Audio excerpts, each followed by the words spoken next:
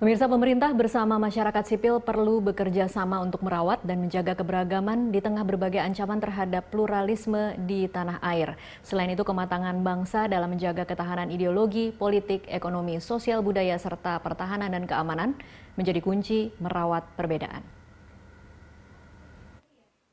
Keberagaman selalu menjadi kekuatan dan kekhasan yang melekat sebagai jati diri bangsa Indonesia. Perbedaan ras, agama, suku, adat, dan budaya menjadi pembeda kita dari bangsa-bangsa lainnya.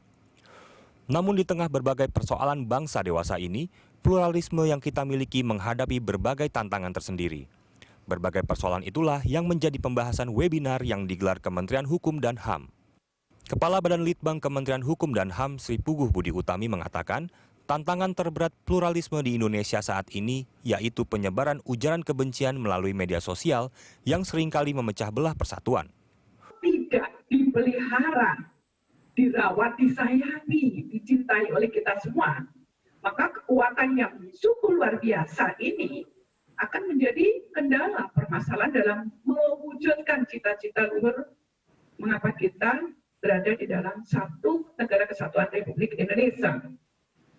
Ibu Bapak, seiring tumbuhnya sebuah bangsa, berbagai macam konflik horizontal berhasil diredam dengan semangat persatuan. Meski begitu, tantangan terhadap pluralisme di Indonesia terus menghadang seperti yang terjadi belakangan ini. Nah, berkembangnya teknologi memicu potensi konflik di level yang berbeda.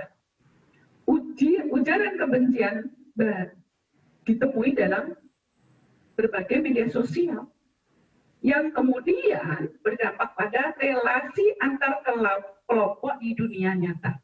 Data dari Global Peace Index menunjukkan bahwa terjadi penurunan indeks perdamaian di Indonesia sebanyak 6 poin menjadi ranking 49 dunia. Sementara Malaysia ada di posisi 20. Direktur Jenderal Hak Asasi Manusia Kementerian Hukum dan HAM Mualimin Abdi menjelaskan, instrumen hukum di Indonesia dalam konteks keberagaman saat ini masih bersifat abstrak. Pasalnya, saat ini masih banyak pemerintah daerah yang mengeluarkan kebijakan diskriminatif terhadap kelompok gender, agama, dan ras tertentu.